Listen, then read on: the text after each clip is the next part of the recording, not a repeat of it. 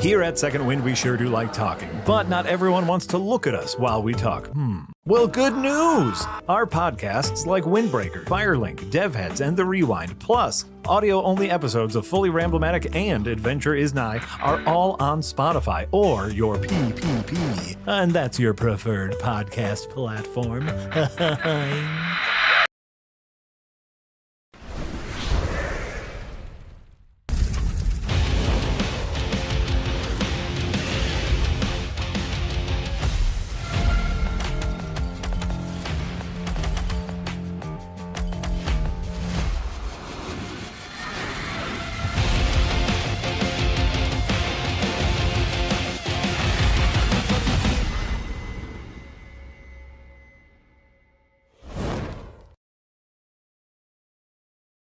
What the fuck is that, Eric? What is happening? What the fuck? What is happening? What? Eric, Eric's for those spent- listening at home, Eric's probably going to cut this out, so you won't ever hear this. Eric spent all that time. We just complimented him on making such a good HD scroll, like a parallax scrolling background for Hollow Knight. And then we get to the podcast, and what is this? I look like a goddamn jigsaw puzzle for children. You had a fucking tortoise worm face for a split second as well. Yeah, I'm not KC, Eric. He's not KC. KC's only one man. Once think they get flipped, they're about to get flipped. I see it. I think I see it. this goes as a lesson to all involved, not just anyone in particular, but to all involved, that maybe a little lighter on the goose until you get the job done. That's the whole thing: is you get your pudding after you eat your meat. If you don't eat your meat, No, you the don't thing get pudding. is we watched Eric set it up and it was perfect. It looked great. Yeah, I don't know what happened there. I don't know what happened. Get the filter out of there. Filters aren't here. You've been banned from using filters for the rest of the podcast. If that kerfluffle. Eric, you gotta earn your filter privileges back. This is true. Hello, everyone, and welcome to Firelink Podcast, episode number 81 for Thursday, August 28th, 2025. Marty Sleva here, joined by Casey Wosu and producer Eric. Nick is on vacation this week, but we are happy to have Jamate joining us, which is important because second week in a row, this is going to be a Hollow Knighty, Silksong-y episode. And Jamate, you're one of our experts. I tried to show up for the last one. You're one of our silky experts. Yeah, you did. You just came like into the call last week. You were like, am I on this week? I was like, what? You're like, okay, bye. Which was very good. No, I remember explicitly what you said when I left. You went, love you. Love you, bye. Love you, bye. Oh, nice to see you. It was the Silksong. It was drawing me in. The Silksong. I have to try. She was pulling you in. Hornet was pulling you in with several of her possible arms. Yeah, but we're going to be chatting about Silksong. It is 1 week away, but already it's having ripples across the industry, including several prominent indie games being delayed, directly citing Silksong. We're going to chat about that. Both Jay and I have been doing replays. We'll chat about our time in the original Hollow Knight, and then all sorts of other stuff we've been playing. Also, I asked we got a bunch of questions from Patreon, and as a little goof, I put in there, also tell me your favorite bar in a video game. And let me tell you, people came through with some great answers. I thought it was going to be a throwaway goof, but they gave me some great bars in video games. So we'll do that later. Think about some good bars in video games. I've got mine already. But yeah, how are we doing? Jay, welcome. Yeah, thanks for having me, lads. I'm doing good. I was working on a Hollow Knight video all day, so this is very fitting. Yeah, that's why it's kind of good to have you here. You got the Hollow Knight in the brain for an upcoming, I guess a pair of upcoming design delves, theoretically. I assume Silksong will have something to talk about. What if everyone plays it and is just like, that's fine. There's not a whole lot here. That's the worry. Possible. Right? Impossible. I will jump right onto this hype train and I will ride it into infinity. Silksong's going to be amazing. Mark my words. I lean there. Yeah. I lean there too. I think it's going to be a little bit better than Hollow Knight, but Hollow Knight is already a fantastic game.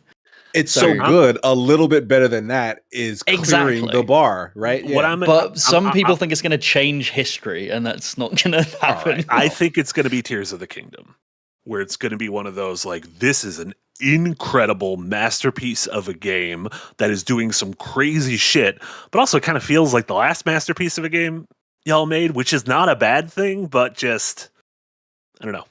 I can dig that. Yeah. We'll see. The thing I'm I won't spoil it, but one of the things I'm talking about in my video on Monday is how do you take a game where I personally think the opening of Hollow Knight and maybe the first half is designed to make you feel bad, and you get past that by gaining abilities, gaining mechanical mastery over the mechanics, blah, blah, blah, blah. So going back to it for a second playthrough is a little bit rough. So what are you going to do for a sequel? Are you going to start with that kind of bad feeling early? Or are you going to start strong? Because Hornet's like quite a powerful character, right? So yeah, Hornet are you going to open with that power, or are you going to strip it away? Like, what are they going to do? I think the opening is going to be very, very interesting point of contention for a lot of people. I'm imagining it's going to be like almost like a Metroid, or like a Samus at the beginning of a Metroid, where she's going to get her abilities removed for some reason. You know what they're going to do? They're going to find out she's got 6 arms. Take her arms remove away. 4 of her arms, and you have to gain arms throughout the game. Chad, how many arms do we think Hornet has? 2? This isn't a mystery. Or more? What do you mean it's not a mystery? She's like all of you ain't all of seen the other like bipedal bugs in the game appear to have just 2 arms. Don't assume her pedals. Wow, how is this 2 streams, 2 nights in a row at the same time, and we're here talking about bipedals again? We were doing it last night. We were. We're doing it again tonight. Oh, Eric's got a screenshot. Look at all those arms. I count 3 of them. All 2 of them. I count 3 of them. But yeah, that we mentioned from the top that Silksong already is having an impact on other games in the industry. Kotaku has put a list. No fewer than 6 games have already shifted release dates directly because of Silksong, and because Silksong got its release date dropped 2 weeks before it came out, and that included some relatively high profile indies, including Demon School, which got moved all the way into November, which was played that. Yeah, and that, like, to peek behind the curtain, like, code for that had already gone out, review code. So that's how done the game was. And then Baby Steps from Devolver, which that's the next game from Bennett Foddy, where you're big naked baby just wandering around in your dreams. That got delayed till September 23. Devolver handled it with humor and expectedly, as Devolver would. Also, more games: Little Witch in the Woods, Clover Pit, Mega Bonk, Phaland. All these things announcing delays, directly citing Silksong. And some of it is like, I understand wanting to get out of the way. And then other things I think are like, hey, if we delay our game, someone will probably write a news story about it. And I don't think anyone's heard of Mega Bonk. No offense to Mega Bonk. No offense to I'm Mega actually Bonk. A Mega Bonk Kickstarter backer, actually. Joke's on you, it's Mega Bonk, so... I backed the wrong project. You'll still get the Wii U version of it, though, so it's fine. Yeah, I think some of this is also like, hey, we can push the game 2 weeks, and someone will probably write a story like Kotaku about us, or someone will retweet, another game delayed. Like, was it sort of like a domino effect? Like, the delay was like, okay, one high profile indie delayed, and then another, and then another, and then another. It felt like the beginning of this week was like the dominoes falling, which makes sense because the Silksong date was announced late last week. People got to figure shit out, come back from a weekend. Right. And then, they got to go have a meeting, and then here's the decide how they're going to announce it, and then announce it. Yeah. Here's the test, right? Who has the longest gap between Silksong's release and their prospective original release? Because someone's like, oh shit, Silksong's coming, I'm delaying my game, but it isn't slated till like 2027. Yeah. They might be fishing for clicks. I don't think you could blame that on that. Yeah. Yeah, I had we got a couple comments in the Patreon from that, and thank you to everyone who supports us over on Patreon at that $5 tier and above. We read some of your comments every episode, and that included David Cook, with a comment saying, "What are your thoughts on the differing way that indie studios are approaching the pre-launch phase recently? Thinking specifically about the contrast between Silksong, who kept edging on fans to the bluest of balls, and the very extended game preview that Hades 2 has employed. It feels like one lands harder than the other, tries to thoroughly iron out the bugs." Yeah, what is the right way to do a thing like this? And we've kind of talked about that before, but this 2-week thing, you have to be a very specific game to do the 2-week thing, right? You have to be a big game. Yeah. You have to be an established IP. Hades could have done it, but they wanted the dev cycle, the early access feedback, right? Yeah. Like you either have to have a level of hype already, or in a big company like Microsoft's case, be able to force it to the forefront of a very big stage, like Hi-Fi Rush, which it wasn't a in 2 weeks type thing, but I think they've done it in 2 weeks type thing before with like I'm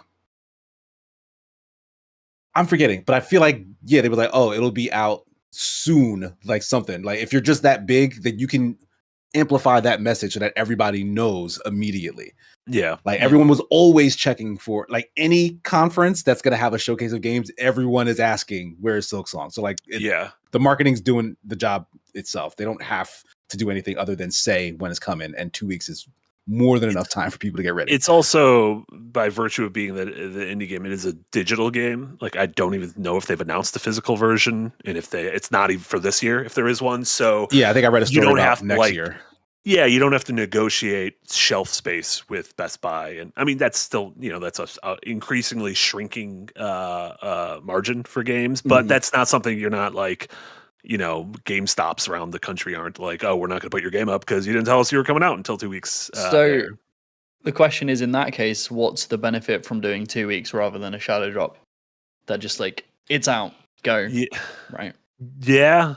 I guess this is some like 2 weeks of hype and spec and everything. Yeah, and there must be a good reason for it. I'm not doubting them. I'm just wondering what are those benefits? And I don't think they personally, they don't have a publisher, do they? Like they are they publish their own game, right? I think Microsoft. I think Microsoft has a marketing deal with them because of Game some Pass. Sort of exclusivity. Yeah, or like first refusal type deal. It seems like but it's launching on everything that day. It's launching on PlayStation and Switch and PC, and not on Wii U though. The funny thing, they said the backer surveys finally went out to people who kickstarted Hollow Knight in 2014 and 2015, which that is when Hollow Knight was originally kickstarted, and they promised Silksong as a stretch goal. Backer surveys finally went out for how do you want to receive your code, and they had to change it because originally Wii U was one of the options because it was 2014 or 2015, and they had planned to release the game on Wii U, and that is nuts. Also, the idea of Hollow Knight on Wii U seems haunted, and I want to play it on a Wii U. Yeah, like look imagine down, seeing the map on the gamepad. Oh, dude, I'd love to do that. You would love that? That's terrible. Well, okay. Yeah, I was just about to say something. I won't. I'll save it for after my game reveal. I love it. I love that. I want. That's what I want. I want. Me too. That sounds like you want to look. It was intended for it. We had a whole series of devs trying to do this. The whole second screen thing. Remember Smart Glass? It worked. Have you played on a DS? What? Okay, the DS is 2 screens in front of you. I'm talking about a screen up here and a screen down here. Yeah, but it's a secondary screen. If you put secondary systems down there, like a map or an inventory system that you're only looking at in auxiliary moments, it can work. I think the Wii U's misunderstood. Let's make a fucking essay about it, Marty. I agree. You know what? Go right ahead. I think the Wii U was. I can't. I feel dirty. I never owned one. I feel like you never owned one? I'm a poser. No, because only 3 people owned one, and they were all you. Also, if you pick up a Wii U, it feels like such a child's toy now. It feels like a big, like plastic Fisher Price, like a digital coloring book. Yeah, something you can toss in the backseat of your car, and it's like it's fine. It's not. It's screen's made of plastic. It's gonna hurt it. It's bad. It's not. It's not good. It's a terrible console. Okay, but having Silksong in it would be pretty sick. Another question I was kind of thinking of is like, do does a developer like Team Cherry like owe it to anyone, their peers in the indie space, to give a longer runway before a game like that? I was thinking this. I think it's kind of disrespectful to Yeah. a lot of other devs that to know that your game is going to be the biggest indie game of the year, and they'd already announced it's coming this year at some point. To not give other people in the industry a leeway is just kind of rude. Like, because entire dev cycles are based around getting a game out at a certain time, to then have to understandably delay it because within days the biggest indie game of the year is going to come out, and it would drastically affect your sales. That just fucks with a lot of stuff and a lot of money, honestly. Delaying a game isn't just hey, we're delaying the game. They have to pay like for all those things and keep paying developers and adjust everything. So I think it's kind of I don't want to say rude. They can do what they want, but no, I know what you mean. Yes. It almost felt like this would have been a less hype, but an easier pill to swallow if, like, at the beginning of Summer Game Fest in June, if they would have said, and it's coming out September 4th. And then that would have been, everyone has a summer to fucking clear space and like get the fuck out of the way. Not 2 weeks. But it's, I don't know, Casey, what do you think? It's more than likely that they, as in Team Cherry, knew that they were going to make their announcement at Gamescom. Like they probably, because again, they said in that Bloomberg, I'm about to say Bloomsfield. That's not what that's called. The Bloomberg article that they essentially had their heads down. They were just working on the game. They weren't really listening to a lot of the noise and outside forces. So they internally maybe had September 4th of this year as a date and then hit all their goals and was like, okay, so now we can do our announcement plan. What's a big conference that we want to go to? Gamescom was on the calendar. We'll announce it at Gamescom. And then it's 2 weeks from Gamescom. And that was just their plan. Like, so it does make sense that, yes, we're going to do this little runway to just let folks know because we said 2026.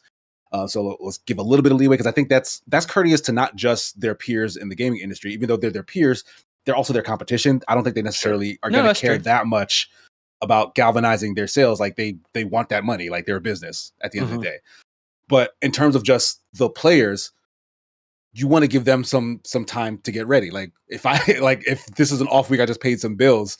Do I got to wait another 2 weeks to then get my check so that I can buy this thing I really want to pay? Like you have to give everyone who's interested at least some time, and 2 weeks is like the perfect amount to hear about it, make the plans to get it, and then get it on that day. Yeah. You know what's nuts? I don't think they've said how much this game is going to cost. I don't think they did either. Okay, what's your predictions? What if they charge full price? They won't. What if they charge $69.99? You can't release a game. I don't think they will. I don't think they will. They've spoken about price so much in the past on why they keep Hollow Knight at the price it is, and also why all the DLC was free. Let us remind everyone that Silksong was meant to be free, right? This was meant to be free DLC that they spun off into a full game. Yeah. How much is Hollow Knight? Do you know? I'm weird with price because I lived in England. And came to the US, I also can't remember. I bought Hollow Knight 7 years ago. Yeah, like I bought $20, $15, $20 forever ago, and it was on sale, which is why I grabbed it because I just liked it. I knew nothing about Hollow Knight, mind you. I saw the artwork and thought that bug looks cool, and that's why I bought it. He's a cool bug. He is a cool bug. So it sounds like it was 20 at launch and is now. I didn't actually. I just thought it was cool. 20 at launch, 15 now. Obviously. Sorry, what was that price? So yeah, it was probably 15 when I bought launch. it. Yeah, so it's 20 at launch and is now 15. I don't reckon it will go past 30. I think it'll be $29.99. I'm cool. I'm thinking 40. Like honestly, this is a premium indie game. Yeah, like as much hype as this has, like it can command that easily. What makes it premium? Oh no, not premium. I don't even mean by quality. I mean premium by this is one people would pay that money for. That's where I'm getting that price from. It's like usually for the indie scene, 40 is the most you can charge, where it still feels like this is an indie experience. It's just like a really big indie experience. And like I don't think there's anything bigger than Hollow Knight. But you have to think about how 40. You have to think about how price affects player perception as well. Because if this game comes out, it's $40 and it's okay, people are going to riot. right? That price will affect their mental expectations of what the game's going to be. Or this is twice the price of the original. It must have twice the content. It must be twice as good. But because it's made by the same amount of people, right? And the same people. But if it's like a little bit more, 25, 30, and it's, you know, a bit better than the original, it can just affect player perception. So I think they'll be mindful of that. I think they're smart. Yeah. 30 seems like the sweet spot. Out of curiosity, Prince of Persia Lost Crown was 40.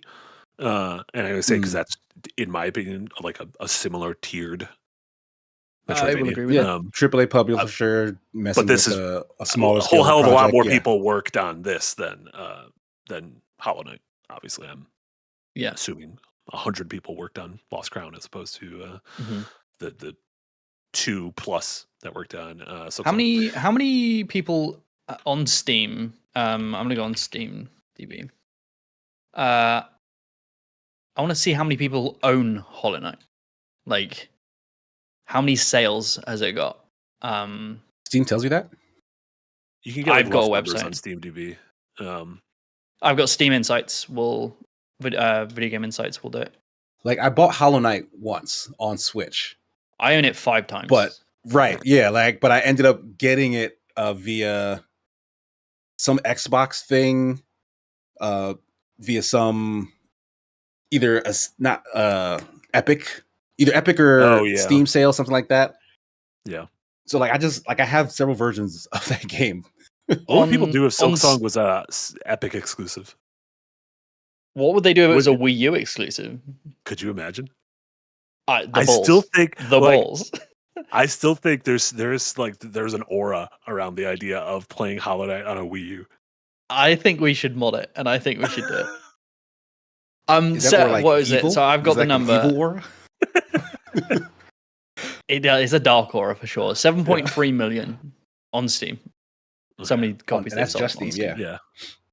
I believe in the Bluebird piece they said it sold 20 million copies across everything. Sheesh. Pretty good game. And then Dower Dodger, also in the Patreon, thank you so much, Dower Dodger, said, seeing Silksong become a reality, what Clown Nose follow-up do you think is most likely to actually see a release someday? Is it Half-Life 3? Has that become the new, like, Gordon Freeman put on the Clown Nose? That's coming, yeah. Yeah. For sure. But then once that's gone, like, those are the big this. Sure, yeah. Like that was the original one before Silksong kind of People have put a little bit on Kingdom Hearts 4 with Sora's feet. But, sure.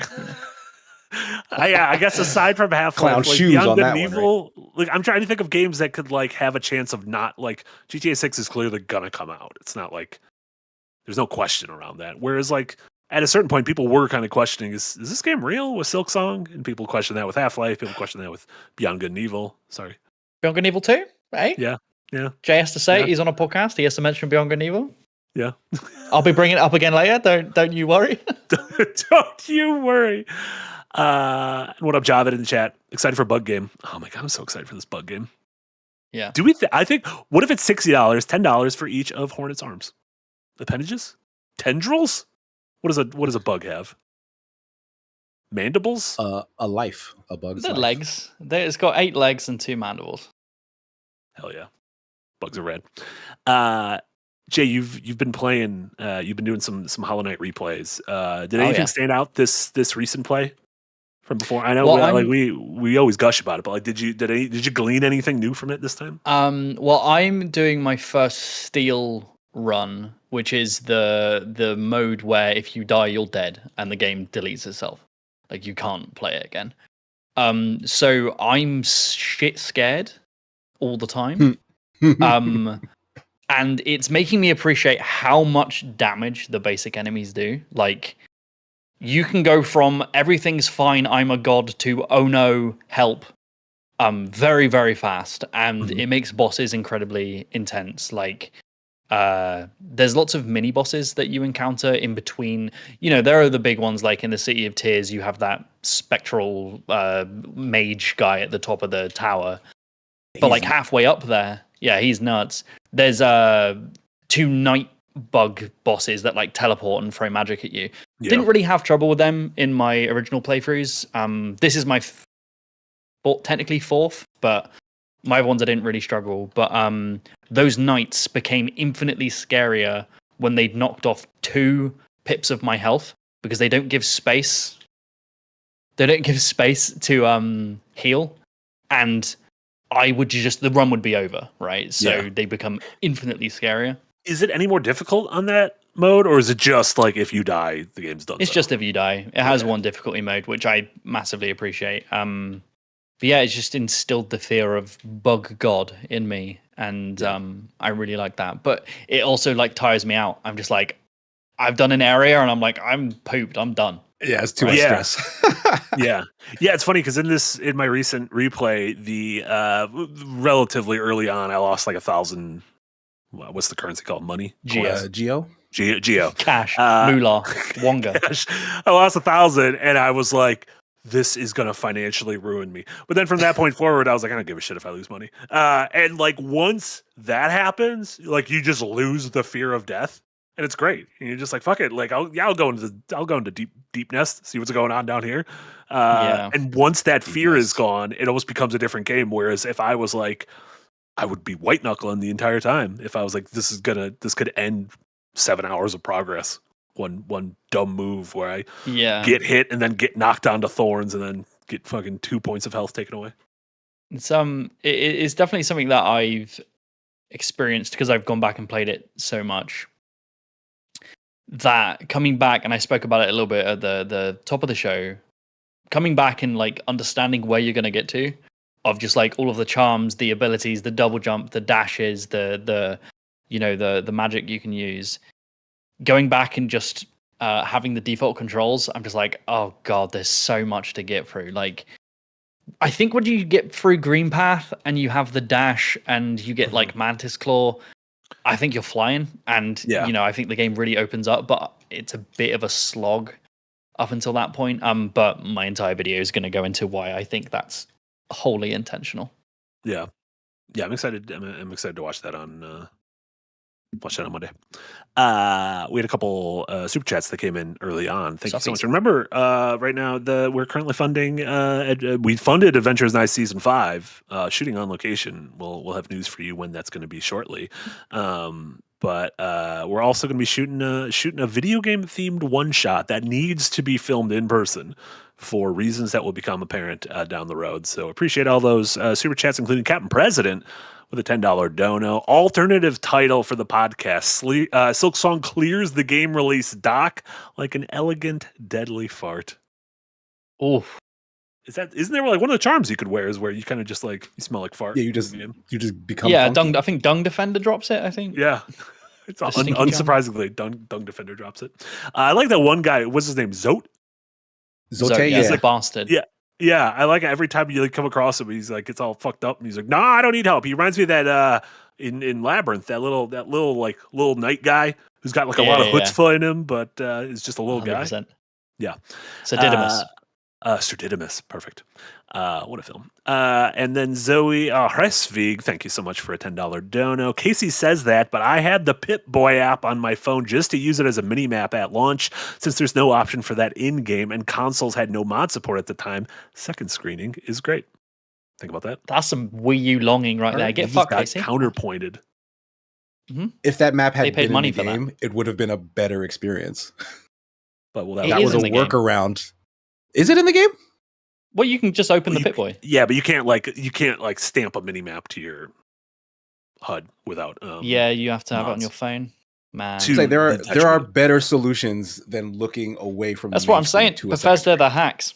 If only they had a stampable mini map, all would be forgiven. That's the other Todd Howard. One thing refuses because a stampable mini map killed his parents. So this is true. I forgive him. Refuses to put any in games. We had a couple more Patreon comments as well about Silksong and Hollow Knight. Steady Goblinwood said an update from last week. Steady Goblinwood constantly tried to play Hollow Knight, just couldn't get through it, asked for some advice, gave him a little bit, and then said, update from last week, found Nailmaster Motto, got the wall jump, defeated Silk, and expanded my badge slots. I'm figuring it out, fellas. Expanding the movement kit made all the difference. I think that is a big thing.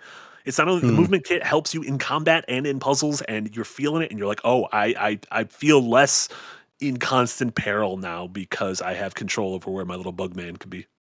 It's almost like the opening of that game is designed to make you feel bad, and once you get past it, that's when the game opens up. Oh, yeah. But some people are like, "Is I just gonna feel bad forever?" People don't want to feel bad forever, and I don't blame them. That's what's depression. Most of my friends have. If I go look at nearly all of my friends on Steam own Silksong on Steam, but most of them have below 2 hours played because they cannot figure out how to escape the first area and just think this is shit. And I was one of those people. My first ever playthrough, I played for a few hours and I fucking refunded it. But then I watched a Joseph Anderson video and he was like, hey, here's why by the way, great video by Joseph Anderson on Hollow Knight. It changed how I viewed the game. And I was like, no, do you know what? I'm going to go back in. Bought it again. It's one of my favorite games of all time now. So like, don't be afraid of having your perception changed of a game. And you can do that yourself. You don't need some twat YouTuber to tell you, like me. Yeah. Go play Hollow Knight. Yeah, don't be afraid. Don't be afraid at any age. You can learn something new. You could be like, oh, I was wrong before, or my opinion. Unless you're 34. That age, don't jump back into games. Once you hit 35, you can go back in. Yeah. 34 is dodgy. Yeah. Strange. Just 1 year. 1 year where you got to be dumb. And then ZR, thank you so much for the comment. Tangentially related to Silksong, I liked Hollow Knight, but really got annoyed by the fast travel being limited and necessitating considerable backtracking. I've had a similar issue with other Metroidvanias. Do you think a more functional fast travel system with less required backtracking would ruin Hollow Knight / Metroidvanias in general, or would it be an improvement? And would you prefer a more functional fast travel system in Silksong? It's really hard to say because it very much feels intentional. Like they want you to feel like this place doesn't want you there. And like the progress you make is progress that you kind of force your way through. So like when you unlock a station, it's a considerable effort, but to get back there, you have to retrack through you know, some muck and some mire to make use of it. It's really hard to say. I would prefer it because it would save me time as a person who wants to play through maybe this and then something else later. But for Hollow Knight, in like a bubble, like for its own personal experience, I think it actually works. Like it wants you to feel lost. It wants the world to feel big. And like by giving you instant access to fast travel or just making the fast travel that much easier, you are literally shrinking the world. Like you're practically just walking through portals from one side of the map to the other. So like they still want the epicness of the space you're in to feel epic. But I understand how frustrating that can be. Yeah, and it pairs like there were certain times where I was frustrated where I was like, God, if I want to get to this fucking place again, I have to go here and then I have to go through those same screens again. But then as you get a little bit further, you'll be like, oh, I actually opened up another shortcut. And so it's a shorter route than I thought it was. And then, which I didn't realize, I don't know if this was, I played it my replay was the first time since it launched on Switch.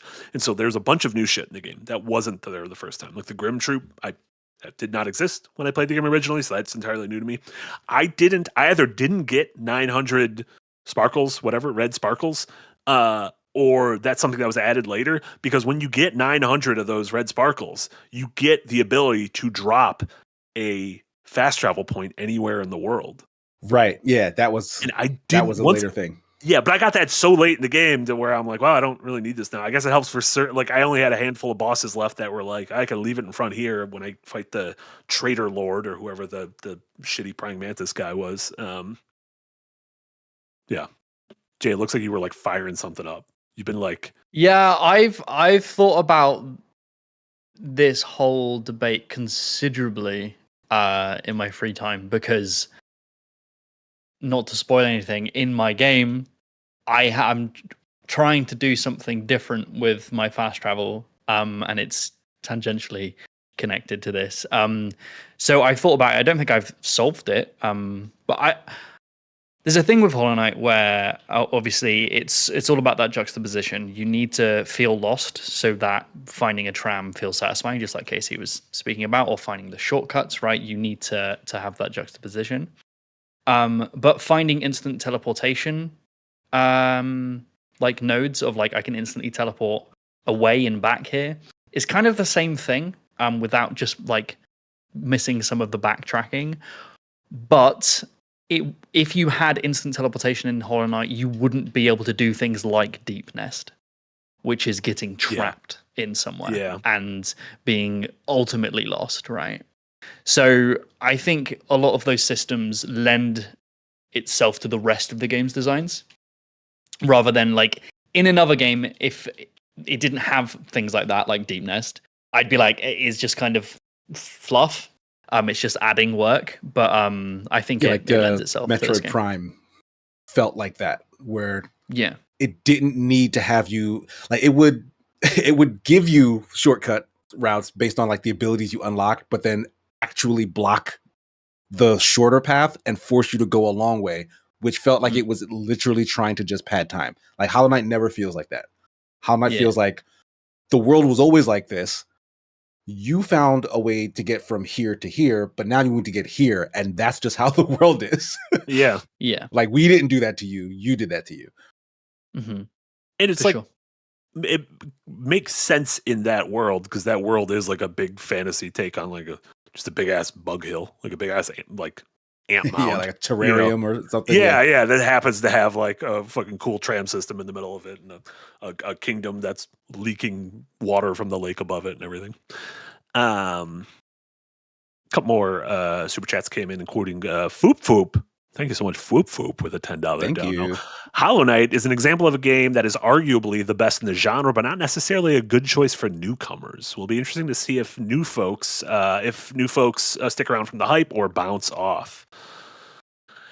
Yeah, I do agree that you kind of need some Hollow Knight feels. If someone's like, I want to play a Metroidvania, I don't think Hollow Knight would be the first one I'd give them. I feel like it's like tossing someone into the deep end a little bit. Yeah, into trial by fire. Pat. Into the deep nest. If it wasn't so difficult, I'd say Ori and the Blind Forest, but the difficulty spike in that game is nuts. And also having to put down your own respawn points. Grim. Sorry, what was that? I said, what about Will o' the Wisp? But I guess Will o' the Wisp kind of assumes you know the things from the first game. Not just story-wise, but like, it's like, you get your powers very quickly. Here's bashing. Yeah, go. Right, instead of having like, here's an entire level that's teaching you about bashing and how to use it and everything. I can't really think of any others in the genre. It's tough though, right? Because I know people that swear off Metroidvanias because they tried Hollow Knight and they're like, it's not for me, right? Because the game feels a bit rough in its early hours, intentionally so. And they're just like, well, the entire genre is shit. I had the same thing with roguelites and stuff like that. I swore while I was studying game dev that the genre just wasn't for me. Mm-hmm. It's because I just didn't play enough of them to find one that clicked. And then it's kind of like the entire genre like flowered in my brain. And I was like, well, actually, there are loads of things to like about this genre and blah, blah, blah. So, yeah. Metroidvania doesn't really have one of those, unfortunately. What, like a kind of a easy to like pick up get in one? Yeah. I think there are. It's just they're... Guacamelee gets pretty tough too, actually, if I'm being honest. I feel like most Metroidvanias kind of get a little tough, is a thing. But what was Metroid Dread? Islets? Islets? Yeah. The Islets. Custodian. I think that one's pretty small. Yeah. It's pretty small. There's the first, because I went an embarrassingly long amount of time just kind of never running into a Metroidvania. Like the closest was maybe like the Mega Man series, but that's level based, so it doesn't really count. And like just the games that I was gifted and games that I like to try up until a certain point, I just never ran into an actual Metroidvania until Xbox Live Arcade and Dust and Elysian Tale. Do you remember that kind of that's a good one. game? Yeah, that was kind of real horny. It was the first Metroidvania I'd ever played. I don't recall it being particularly difficult. But like, it's a good platformer. It's got good combat, and it's legitimately a Metroidvania where you unlock all the sections of the map. You want to find all the secrets hidden here, there, and everywhere. And it tells a decent story that pulls you through the whole experience. So that to me feels like pretty good, it's a good like beginner material. Yeah, and it was like I enjoyed it so much, I specifically looked for more games like it, and then kind of got obsessed. The whole genre. Yeah.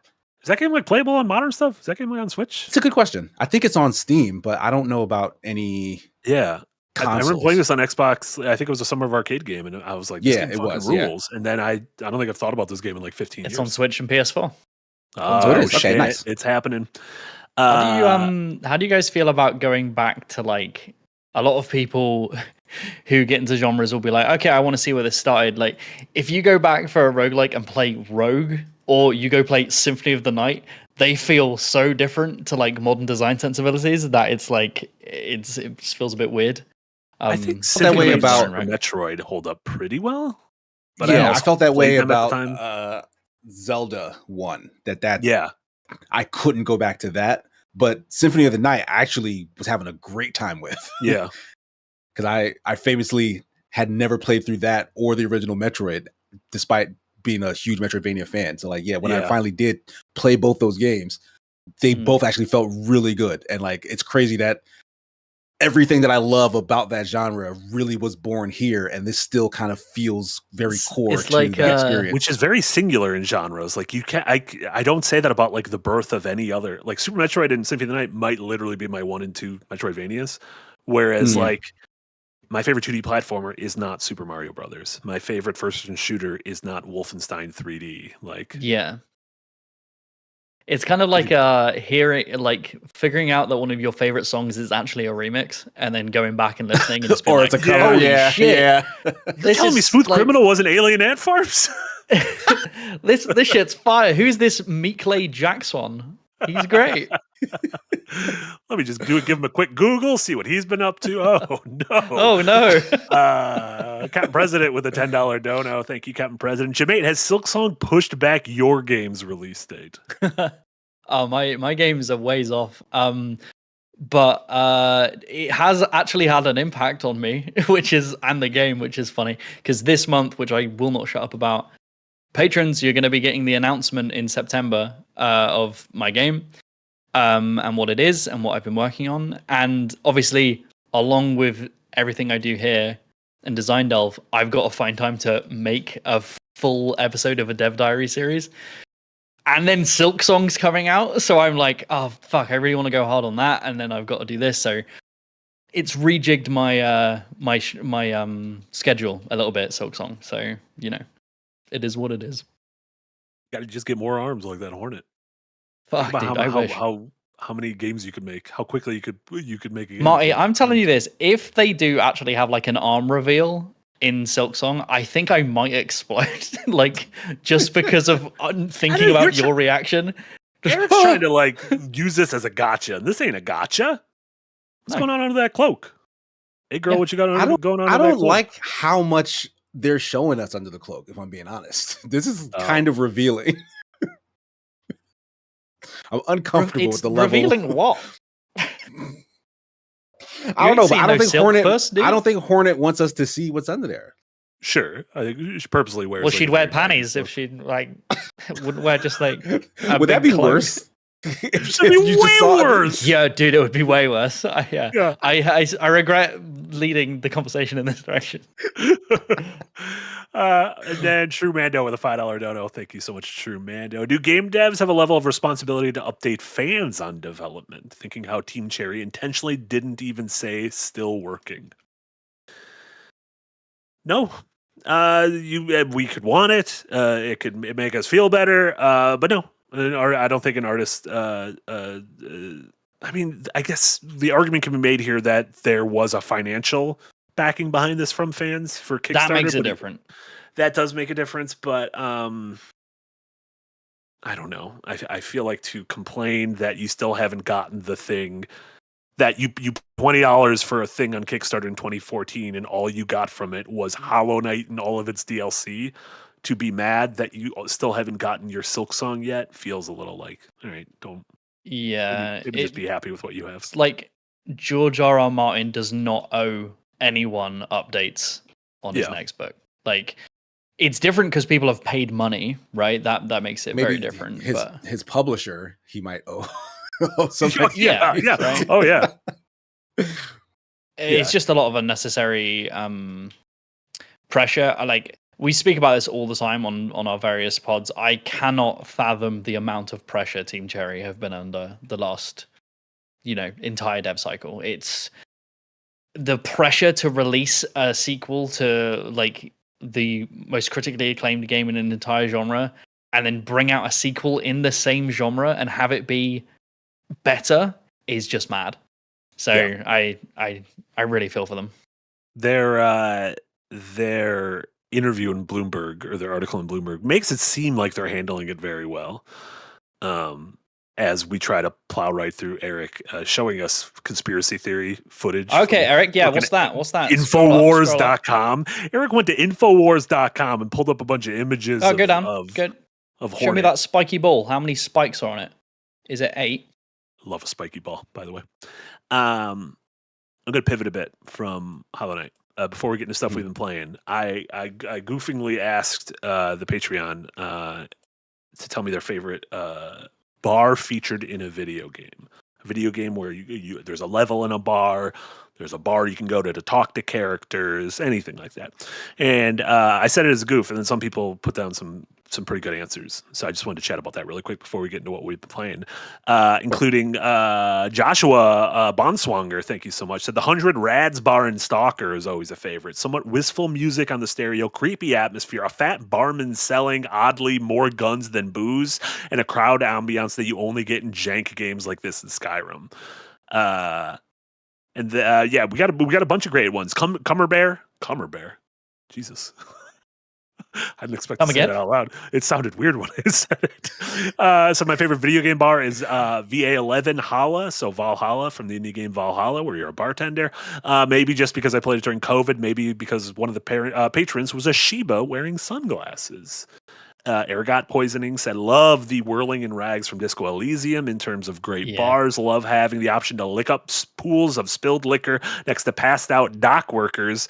Reminds me of Dolores's bar in season 2 of The Wire. And then the aptly named bartender in our Patreon with a bunch of great ones, but also said the Red Dead Redemption 2 Lenny scene, which is pretty iconic. Are there any video game bars that stand out to y'all?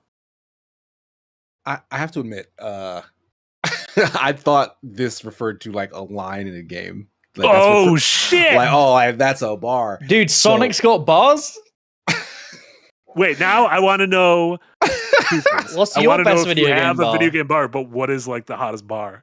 No, I do have a video game bar, and it's Mad Moxie's spot in Borderlands 2. Borderlands? Like, that's a good one. Yeah, like that. It was a nice hangout spot. Moxie's a great character who exudes personality. And like there's like shit to do in her bar, like you like pull like the slots and whatever. But also like the first thing that came to mind is that line from Halo 2, where like Cortana asks Master Chief when he's gonna jump out of the ship with the bomb, like, what if you miss? And he just goes, I won't. That's a good line. Like, I'm like, oh, that's a bar. Yeah, like, Chief's spitting right now. That is a good bar. Yeah. Mine is, I mean, chat know what's coming. It's the Akuda bar from Beyond Good and Evil. Yes. I am shocked. Who'd have thunk? Who could have guessed? So I grew up in a pub. So my dad owned a pub, and I lived in one when I was a child. And so like I'm very acquainted to like bars and pubs and stuff like that. I used to have to from school have to walk through it to like get to my bedroom. Like go behind the bar, loops, like anomaly loops, like in a titular 10 bells. Oh yeah, all the time. That's why it stuck with me so well. And that is the first time I ever saw a video game like pub, like bar, and it made me feel like home feelings. It made me feel like I was at home. Oh, I like that. Yeah, it was nice. Nice. Yeah, the couple I wrote down, the Milk Bar in Majora's Mask. There's a bar in Termina in Majora's Mask, and like there's like more and more people there throughout the week because people are like, I think the moon's falling, so I'm just gonna go get drunk on Lon milk.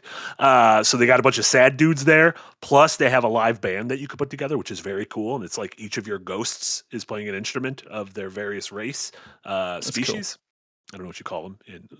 There's like a Goron ghost and a Zora ghost. Is a Goron a bug? Is a Goron a bug? No, I feel like that's more like Goron's kind of like a gorilla, right? I like a reptile. That reptile sounds gorilla. Offensive. What? Like a gorilla? Call a Goron a gorilla. Oh, I didn't need it to be like. It's got like I'm not saying that it is. I'm just saying it sounds like it is. it's chimp like. Ooh, banana. Ooh, banana. The Stray Sheep from Catherine, which pretty much all of Catherine takes place, which is great. Love that bar. Yeah. That's a nice name for the Stray Sheep. Yeah. What's the one in Bayonetta? The one where he sells you all his guns. Yeah. Rodon's spot. I can't remember what it's called. Yeah. Oh, I love his voice, man. Yeah. That game is so good. Bale's fucking great. Grim Fandango, you open up a bar. Jedi Survivor was kind of a forgettable game, but that had that cool bar you keep going back. Adventurous Nigh. Adventurous Nigh. Knights Club. We don't have a game yet though. Oh dang! Oh, you got Oh wait, the whole thing is a game. So game. I guess that counts. Oh shit! Yeah. There you go. Yeah, Red Dragon Inn. It's about drinking. We have a board game. We literally have a game. That works. We literally have a game. I also like the bar in Hades. You keep going back to. Like back at Hades. I like it. Sometimes some of the bosses are there and just like fucking. I don't want to talk to you. I'm off the clock. I'm off. The narrative right of Hades is so clever. I love it. Good ass game. Let's chat about stuff we've been playing, watching. Casey, you been playing or watching anything? Yeah, you might have noticed a review drop today for a little game called The Nightling. It's pretty fun, 3D platformer. Like Marty and I were playing Jack and Daxter 1 yesterday. And Marty said that the Twirlbound devs specifically cited Jack as inspiration for that game, and like it was kind of immediate after I had played both in the same week that yes, these two games are like kind of cousins of one another. Because it's the exact same thing where like you're in kind of like a big open world, but that open world is just one section, and then you can travel via loading screen to like the next section. It's not a collectathon like Jack and Daxter is. Like you do have like little side quests and objectives and like points to reach to progress the story. And it actually tells a pretty decent story. Jack is telling a story as well, but the story of Nightling starts off with you as a Nightling, which is like a squire to a real knight, like a full-fledged knight. And that knight is like a big deal. Like he's like the most famous knight in the kingdom or whatever. And you guys are up to shenanigans in the beginning, and he goes to fight some dude and kind of leave, like, because you're honestly dead weight at the start. So he kind of leaves you behind to go take care of business. And you have his shield with him because he used it to protect you. And then you kind of wait for him, and you wait for him, and you wait for him, and he just doesn't come back. So like you kind of sad walk, Charlie Brown walk back to the kingdom, and like, hey, I got my knight's shield, but he's not here. And you're reporting back that like he went to go do this, and you don't know what happened. So you're kind of like lost as a character. And so you have the shield, and you start trying to fill the gaps for him with just his shield until you kind of start building some, abilities, some confidence. You get some clues because his horse comes back with a little message, and then you head out to try and go get him. And like it's an escalation, story-wise and gameplay-wise, that feels really natural and really fun because like the movement systems like compound upon each other. Whereas you can slide on the shield, if you go downhill, you're gaining more momentum and whatnot. Once you jump, you can double jump from the beginning, but like you can upgrade the shield to then do like a third jump. The shield turns to like a paraglider, so you're covering like a ton of distance. You can even upgrade it so that you can like boost with the shield, or use the terrain, which has like bouncy pads or like slick surfaces or whatnot to just keep you moving in the direction you want to go. So you always feel like you're able to get kind of anywhere based on just how the terrain is set up. And you're incentivized because there's like, the little glowing orbs all over the place, and that's your currency to then unlock more stuff. So it feels good to move around. You want to move around, and you're rewarded for moving around because then that allows you to go back and go to the store and buy more ways to move around. So like from beginning to end, it's just a fun escalation. So you continuously get more moves, more abilities and stuff until you get to the end. And it's a really cool little twist in the story as well by the end. So like that keeps kind of chugging you through to get to the very end and see how everything concludes. Because I was very satisfied by the end of it. And I didn't realize how much of a good time I was having until I was like really deep in it. Because like I love that.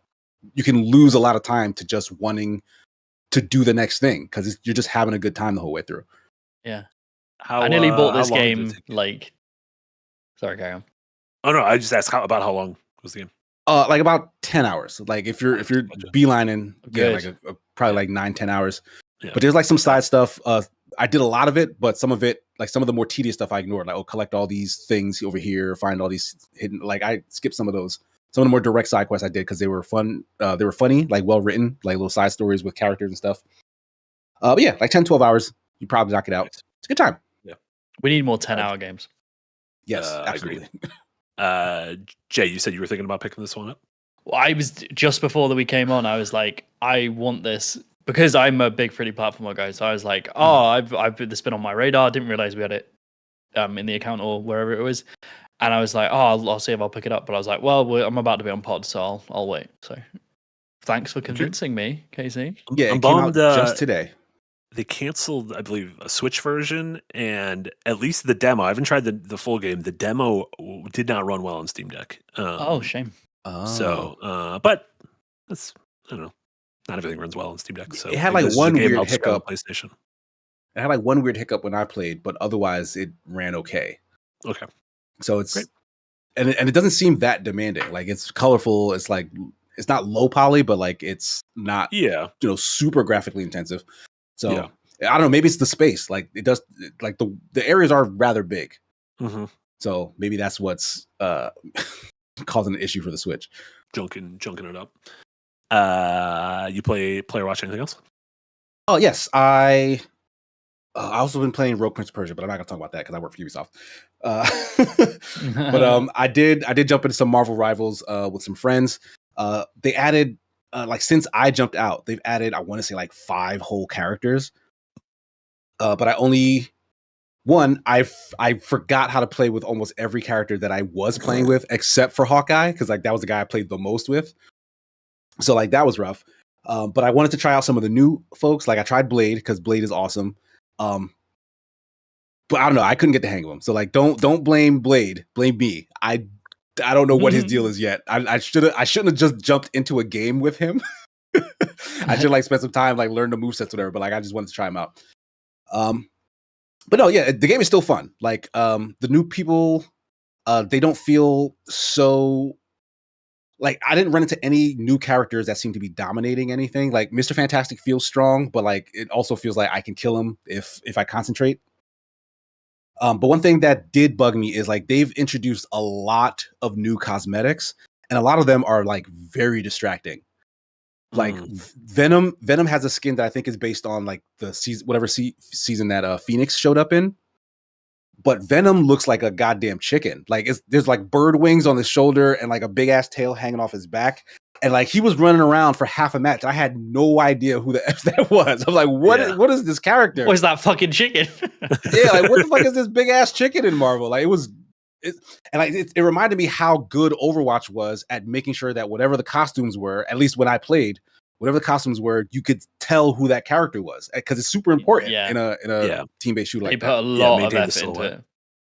Yeah, Marvel Rivals does not give a shit. They just buy the skin, get off. Yeah, look at that. Put it up. Look at that. Jesus. Jay, are you still playing Marvel Rivals? Fuck no. Yeah, for people who don't know, I played a lot on Marvel Rivals. Like as it came out towards Christmas and the start of this year, I played it I think all day every day for my holiday off. Got to like top 1% of players in the world in competitive. I like no lifed it. And then they fired all of their American devs and I boycotted the game and I haven't opened it since. Yeah, I remember that. I'm not going to support a company that treats their employees like shit. That's my bottom line. So I'm sure it's great fun, but hey. Everybody got their stances. I support it. Oh yeah, appreciate that. Anything else? Game wise, I jumped back into Wu-Chang for like a little bit. I don't know. I'm like picking at just a couple of things that I started and haven't gotten like super deep into yet. So I don't know. I might have more to report if I spend any more time with some of those recent releases later on. But in terms of like stuff I watched, I finished a new series on Netflix called Long Story Short. This is a new series, animated series from the people who made BoJack Horseman. Oh.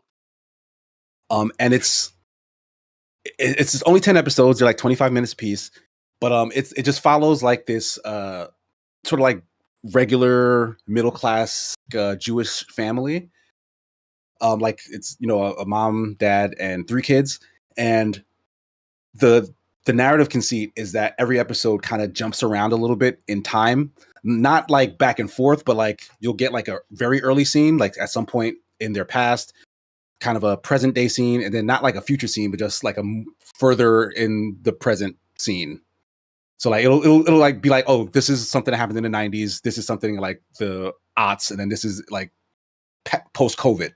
Mm-hmm. Like so, like those will be like the different time periods where you'll jump in, and it'll focus on a particular family member and something they're going through, and then like something that happened in their youth might relate to something that happens in the future, and then something that happens in the next step.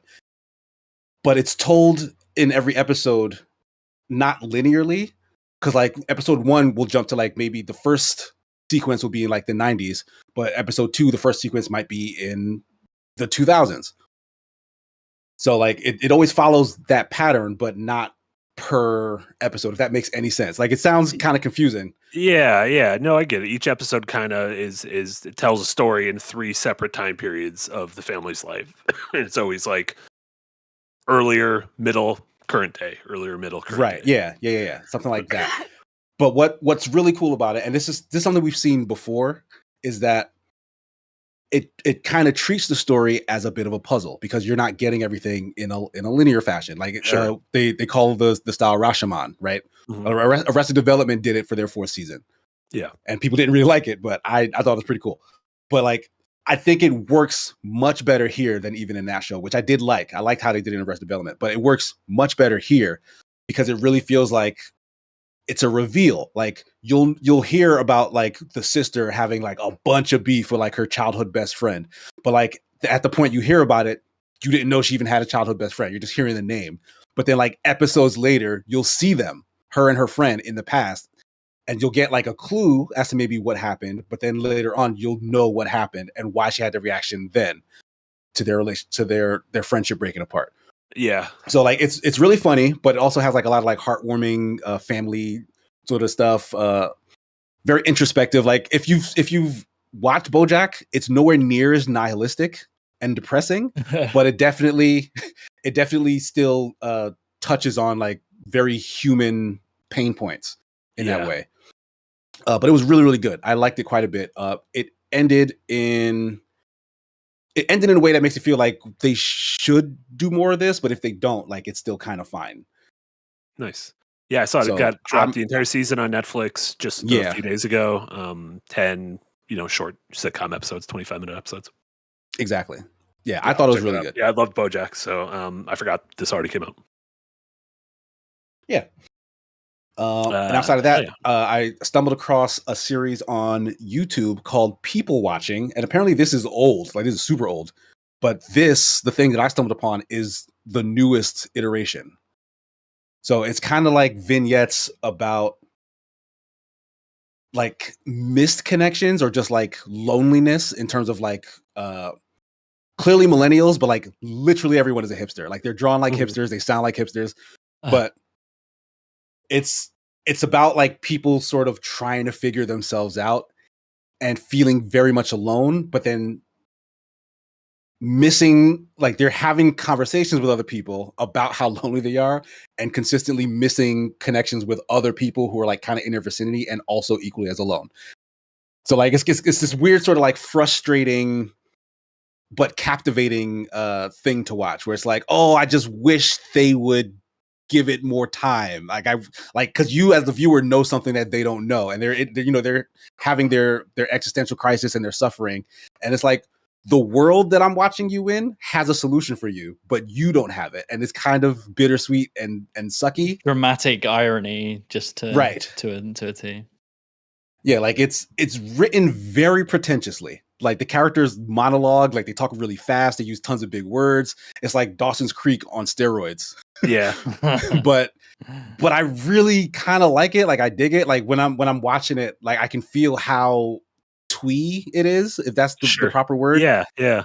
but like it's still a thing that like holds my attention the whole way through. So like I'm probably gonna go back and see like the early stuff because like there's the version that's out now is like much higher quality than I think the original one because it's newer. But I think there was like a gap between like what season 1 and 2 is versus what season 3 is. So like this is the new version. There's an older version that I think I want to go back and check out. Nice. I hadn't even heard of this. Sure. Sounds great. Yeah, I hadn't before. It's on YouTube. Apparently, it's a thing. Yeah, it's a YouTube series. Yes. Okay. Well, Well, yeah. Jay, that's it for me. You've been playing or watching anything aside of Hollow Knight? that's a good question. Playing more than watching recently. I mean, me and Jess watch a lot of Drag Race. That's just like a fucking thing. Yeah.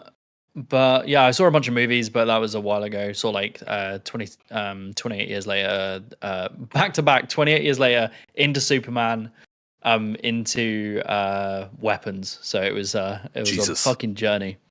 That's the weirdest sandwich. Just the weirdest sandwich. It was fun though. But yeah, games I've been playing. I don't know why. I kind of just got sucked into the hype train again. KC, I believe you did this with me. Do you remember Deadlock? Do you remember when we did Deadlock for Tropical Punch? Was that you? Yeah, the Valve the Valve's MOBA. Yeah. You went back. I was like on it. I was like and then they released a whole new update, and it's really taken shape. Nice. To the point where I started played a few matches. I was like, it's still Then something clicked in my brain, and I was just like, I get it now. I get it. And like I started getting a lot better at it, and like my skill improved, and then my understanding of the like meta game improved.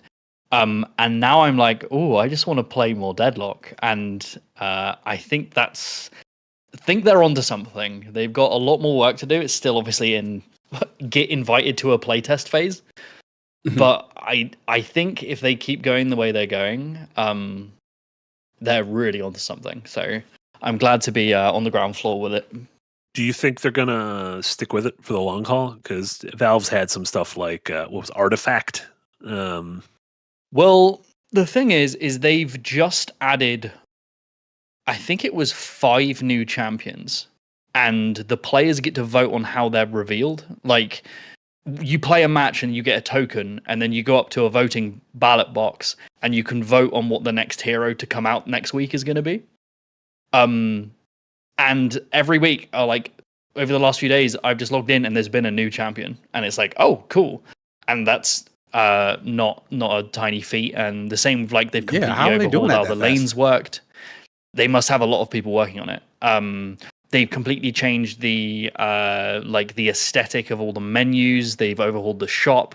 They've overhauled the lanes, the map, and there's rumors of them completely overhauling the jungle creeps. That won't mean much to a lot of people, but a huge part of it is like camps of minions between lanes, and they're apparently completely overhauling that. I feel like they're like, no, we're going to make this a thing. And up until last week, I didn't think it was going to be a thing, and now I'm firmly on the train. I'm excited. Look at that.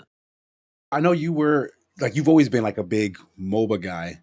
And when we tried it out before, like I think because it was you, me, Jesse, and Nick, I want to say, who like put time into it.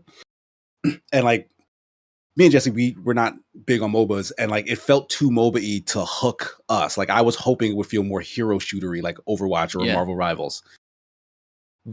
Are they leaning more in one direction than the other with this, or does it still feel like very much split now? Yeah, they're feeling they're leaning way more into. I know this won't please a lot of people listening, including UKZ, but they've leaned way more into MOBA than they have hero shooter, to the point where like I've had friends come in.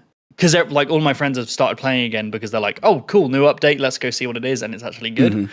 All of my MOBA friends are like excelling because I have a combined in like League and Dota, I have thousands of hours. I'll go like 20-0 in a match and just like wreck people. But my friends will come in with no MOBA experience and not get a single kill, and as the kids say, feed. They'll just like feed the enemy team their life and just buff them. Because it's so the meta of when to push, when to farm, stuff like that. Like map control is so important that if you try and play it as like a run around hero shooter, you will just flounder and You'll just fall lose, apart. Which I love because, for example, I was playing the other day. We had a couple new people playing, and they were feeding, and all my friends were going, "Game's over, game's over, game's over." Right, we're not going to come back from this. And I was like, I'm playing a carry, which is like someone who, if they get fed, if they get farmed, they'll eventually ball out of control and just become unstoppable. I just mindlessly farmed in my lane and just like did jungle camps to the point where nobody saw me for 20 minutes. And then I came out of the jungle and just started one-shotting people. And then we won. Because I was just like, no, I'm going to use like MOBA knowledge to try and find a way out of this. Whereas like MOBA the MOBA. I'm going to out MOBA them. Because they were all playing in like a death ball, like running around as a hero shooter. And I was like, if I farm, I will eventually just become bigger than them. And then we'll win. And we did that. And I like that that's a thing. That's what I like about MOBAs. So yeah, I'm really, really enjoying it. I'm going to play a lot more of it. And I highly recommend it if people are into MOBAs. Give it another look. It's still invite only. It looks like... Right? It is, but if you add me on Steam, I'll sling you an invite because I'm in it. Dang, so get it. Easy. Yeah, you can invite if you've got a friend in it, they can invite you just through Steam, and it will send you a code. Easy peasy. Oh, okay. So it's like it's not like it's like a virus blue sky where it was like. This is why it's so weird. Valve is so weird with it. They're like, oh, it's a play test, but it's a game. It's like it's a full game, but they're only doing it via like, well, if you got in, you can invite people. Maybe that encourages MOBA friends to just only invite their friends who like MOBAs, so they're getting actual meaningful data rather than just as opposed to making it a public. people. Oh, you could join the playtest whenever you want. Yeah, maybe I don't know. Yeah, it's silly. I mean, but it's also not out yet, so maybe they don't want the perception that this is a thing that people can just play and it's not finished, and then people get turned away because of that. Yeah, it's early access without early access. Yeah, there's like a prestige to it. But there's loads of people. There's put like dedicated YouTubers to it already who only do Deadlock content, and the thing is, if you want to get in, you can. I'm sure there are Reddit threads of people who are just like, just add me and I'll get you in, right? Yeah, so there's hardcore a prestige, people that want more people in the playtest. Yeah, and there's like a buy-in, right, where you're like, oh, I had to go through this effort to get into this. I'll like put a little bit more effort into it. So I kind of get it and I kind of don't, but yeah, I'm enjoying it for sure. Nice. Two things aside from Hollow Knight. Two things I've been playing. I won't put a little time into each of them. One, played about 2 hours, first 2 hours of Metal Gear Solid Delta Snake Eater, the remake of Snake Eater that came out earlier this week. It is strange. I literally just replayed Metal Gear Solid 3 last week, the on the Switch collection, so the game is incredibly fresh in my head, and so jumping into this version is like it feels like my brain is not able to compute because you have all of the audio is the same. This is literally not only the same actors, just the same lines. It's like the same takes that were recorded 20 some years ago, but the visuals have an Unreal Engine 5 juice up, and so in some parts of the game I think it looks really good. I think the environment looks incredible. I think the actual jungle, the everyone's favorite Russian jungle, looks incredibly good. I'm like, this is an amazing looking jungle. There's all sorts of little small things you can just lay down in the mud and slowly sink. If Snake rolls in mud, you just got mud all over you for the next cutscene, so you just become a muddy boy the rest of the game. But then you look at the characters and you're like, what is going on here? Like, they look like in a vacuum, they look good, but the way the characters looked in the original game were stylized, and I feel like this has stripped all of the style out of the original game to the point where we joke about it, but the original game is one of those prime piss filter yellow generation games, with like GTA 4 and Resistance and Gears of War and that kind of stuff. And like this just doesn't have this. This almost just looks too clean. In a way it's just very jarring for me to try to wrap my head around. So I'm going to play more. I'm probably going to finish it this weekend, but yeah, it's been a strange exercise. If you hadn't played through 3 just before this, do you think you'd be feeling that way? Like, oh, this doesn't look the way I want it to look? Like, you just played a whole other game like it where it doesn't look like this. I know what you're saying. With this game specifically, I've played it so many times that like it would be ingrained in my head regardless if I just replayed it. Sure. No, if it was another game that even I had played and enjoyed 10, 20 years ago and then replayed this version, I don't think it would be as jarring. I think because I specifically am so familiar with the original version, it's jarring to me. I'm sure there's an entire generation of people. I'm sure there's a shit ton of people who look at this. We talked about it. A lot of the staff was like, "This looks better than the piss filter." Yeah, like we it did does. This and Resi 5, like Resi 5 stripped Yeah. But like that's the thing. Like when you play remakes or remasters, we've spoken about this, Marty, in the terms of a remaster will usually look how your memory of the game looks. Like it's like, oh, in my head when I imagine this game, this is what it looks like. But when you actually go and play the original, you're like, oh shit, these 256 textures. Oh god. Yeah. So, but like, are you not feeling that? Do you think it might be the voice acting? Maybe it's kind of like seeing a dub where like you're so used to seeing it on those stylized characters, so now you'll feel like you're unnaturally hearing someone else's voice for another person's I think mouth. that is part of it. Part of me wishes they would have gone whole hog and just redubbed it and had this be just a different thing. This feels like, you know how like the cover of an Animorph book has like 14-year-old girl and then iguana. And then there's like several stages in between them. This feels like one of the halfway stages where I'm like, well, you kind of look like Becky, but you also kind of look like an iguana. And so that's what I'm kind of feeling from this. Like it's just very strange. The game is still a banger though. Like I can't recommend Metal Gear Solid 3 enough to people. I think the story holds up like remarkably well. The character moments, the boss battles. The camo system and everything. It's a fucking banger of a game, and it's worth playing. Anyone worth playing. I'm excited to hear what Yahtzee thinks. I know he said he's doing it for Fully Ramblematic, and this is his first time playing Metal Gear Solid 3. He said he's watched it before, but this is his first time actually playing. No spoilers. I've heard his thoughts already. It's going to be an interesting video. See, like I'm always thinking of like when is the spot where I'm going to jump into the franchise, because like as I've discussed many times, I know a lot about Metal Gear, but I've never played, and I'm just waiting for the right time to go into the series and like play them all. I'm like, oh, maybe it's now. Maybe I go in and go through them all. But I'm genuinely just. It's the same reason I haven't started Final Fantasy. I'm just like. It's so big and monumental. There's so much, too much, and it's so popular that I'm scared of like not liking it. Does that make any sense? Like I'm scared of seeing it for what it is, being disappointed or something. Some nostalgia goggle trash. That guy. Yeah. Not that I think it would be bad, like, but I guarantee you, like, I'm extremely mechanics focused as like just a consumer. Like that first, and then the narrative is the cherry on top for me. And I've only seen narrative things from Metal Gear, and I'm in love with that.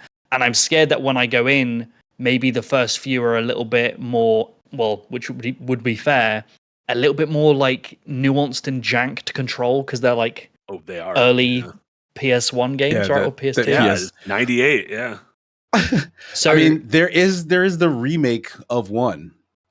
Do they like alter the Twin controls Snakes. to be more modern? Yeah, it was a GameCube game, and so it plays more like Metal Gear Solid 2, which I would say is more modern. Okay. Yeah, but that's also that one. Also, a lot of folks say that is a sacrilegious game. Although I think that I've got like those you folks can have are leeway nuts. for those It's things, great. right? It's also just hard to play. It's just locked on the GameCube. Like you can steal it, but you can't just buy it anywhere. Yeah. I'll be playing more of that. And then really quick, I've only played the first 2 levels of it, but I jumped into the new DLC for Kirby and the Forgotten Land, which just got its Switch 2 version along with a DLC thing called Star-Crossed Worlds. It's if you already owned Kirby and the Forgotten Land on Switch, you could pay $20 for this upgrade, or I think it's like $80 total. Oh shit! Like just as a thing, which is like off. Well, yeah, because they definitely didn't put the original game on discount, right? So yeah, if you don't own it, that's just a flat 60. Might be 70, but it's whatever it is, it's a large amount of money. But money aside, it does things like turns the game, I think, 4K 60 as opposed to people were complaining about the original game's frame rate. I never noticed anything. I don't know, it's just fucking Kirby. It's Kirby game. What? It's Kirby. How many frames do you need? How many frames do you need of the missing frames? Of his mouthful mode. But the big new thing is it has 12 new levels that are introduced kind of in there's like a cutscene where a crystal meteorite crashes into the ocean and throws these crystals out to 12 of the levels that were already in the game. So like 2 levels per world of the core game you can go back to and choose to either play the regular level or play the new crystal versions of the levels. And I really like how they reuse the familiar geography of a level, like the first level of the game, but then these crystals completely change how the level looks, how it plays, the enemies in it, the powers you get. It creates new geometry and everything. And so I think it's a neat way to fold in DLC, and this game still, like it was a couple of years ago, is the game is gorgeous. It is super fun to play.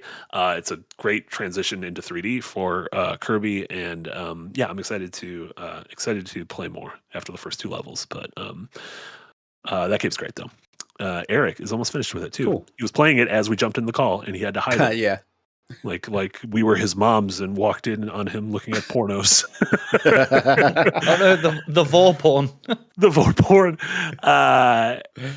Awesome. But before we wrap up, we had a couple more super chats come in near the end. Thank you so much, Bookworm, with 20 Australian dollars. Going back to Hollow Knight, I never played Hollow Knight until 3 weeks ago. I ended up running around for an embarrassing amount of time trying to find an entrance to the second area.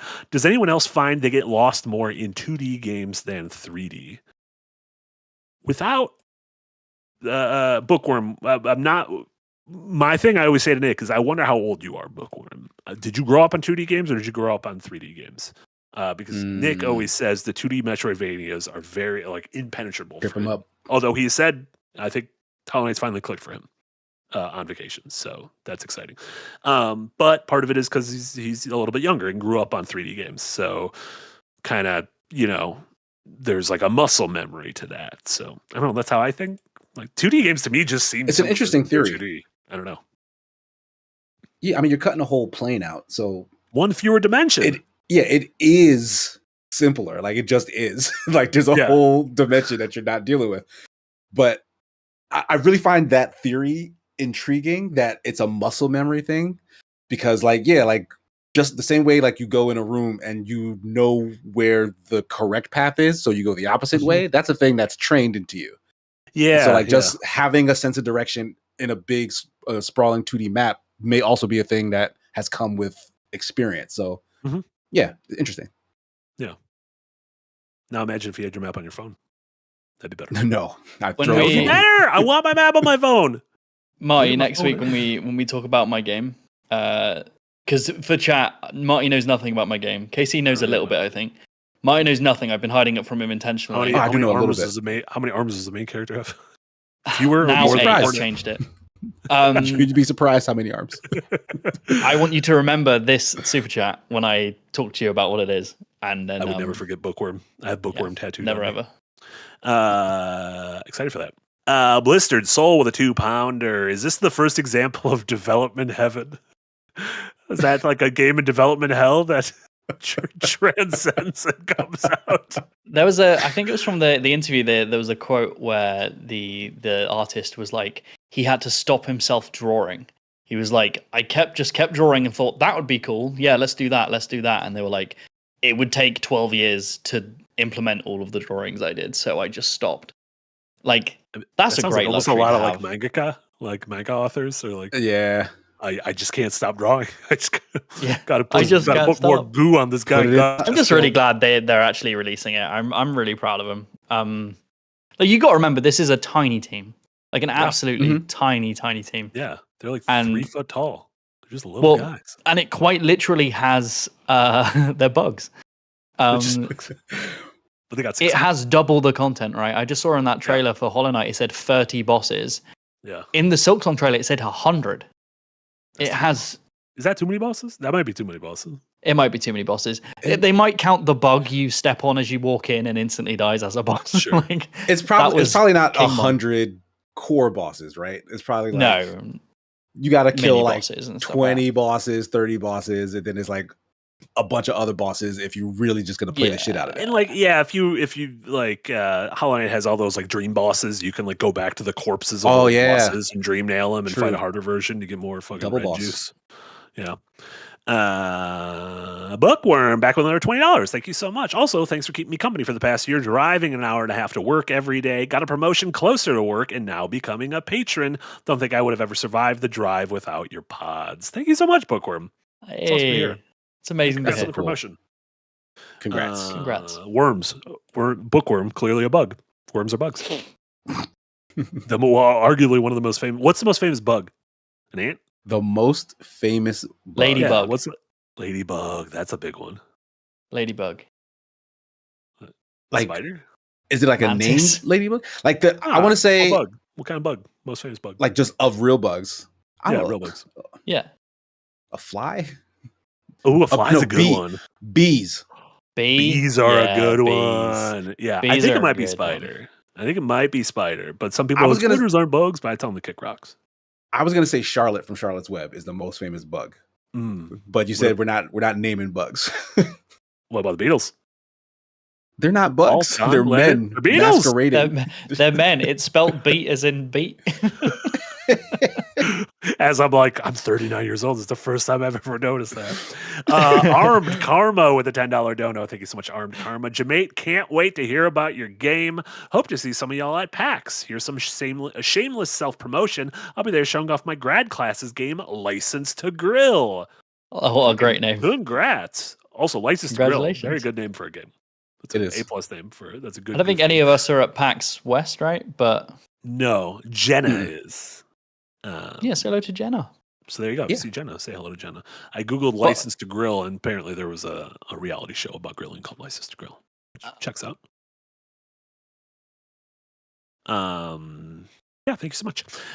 Sovereign with a €5 dono. Appreciate you, Sovereign. Lore-wise, Hornet is half spider, so she could have 8 limbs. But then again, her other parent was a worm with no limbs, so maybe that cancels it out. Cancels 4? Gotta have 4? So where did this she has 2 legs from? and 2 arms. Oh, no, that's in the game, because her mom is the white lady, right? Yeah, and her dad is the big one. I think the character is literally called the white lady. The white lady. Yeah, I believe so. Hornet's mom's that white lady. I literally think the character is called the white lady. Her mom is the white lady and her dad is the black man. That is just that's Hollow Knight lore. Mossbag, get on it. Oh no, the white lady is the queen. The queen is just called the white lady. That's very funny. Oh, Hornet's mom is the queen? I didn't know that. No, Hornet's mom is not the queen. No, the queen not. is the white lady, but not Hornet's the white mom. lady. But her dad is canonically the black man. That is just factual. Is that that might be a character. I haven't done all the DLC stuff. Are we doing Hollow Knight lore gaslighting right now? Is that what we've come to? I don't know. Inverse Skies, thank you so much with the $3 dono. Wouldn't Metal Gear Solid 5 be best for Jamate's mechanics wise? Probably, yes. Probably. I think you would fucking love the mechanics of Metal Gear Solid 5. The infiltration. I'm sure I would. Most of them. Yeah. The absolute most mechanics. I'm sure I would. You also get a horse, and a dog, and a naked woman. You get all 3 of them. Well, she's only mostly naked. Yeah, because she got breathed through her skin. If you didn't know that, yeah, and when you know why, you'll be kicking rocks. And Captain President with another $20 dono. Thank you so much, Captain President. What do y'all think about bringing back monthly game nights? Been rewatching your Lockdown Protocol streams at work, and gotta say they're pretty damn funny. It's hard to coordinate. That's the problem. We have been trying to get them back up. Yeah. Probably every month for the last year, but every time someone puts out a call for when are people free, it just never comes to fruition. I'm done. I used to have to stay up till midnight to do game nights, and I used to do it. Then as soon as you moved to America, we stopped doing them. To the day. Yeah. So I'm for it. Yeah. No, I mean, I don't know. We have fun every time we do them. Yeah, they're great. I don't know. Yeah. We could do them outside of giant fucking 12-hour things or like big old events like Dokapon. Yeah. But yeah, It's on the list. It's on the list 100%. along with fucking 10,000 other things. The list never ends. But you know what does end? This podcast. Nah, Fucking got him. Dundum, absolutely Dundum. Wow. As we wrap up, Jay, thank you so much for joining us. What do you have going on? What should folks know about in your neck of the woods?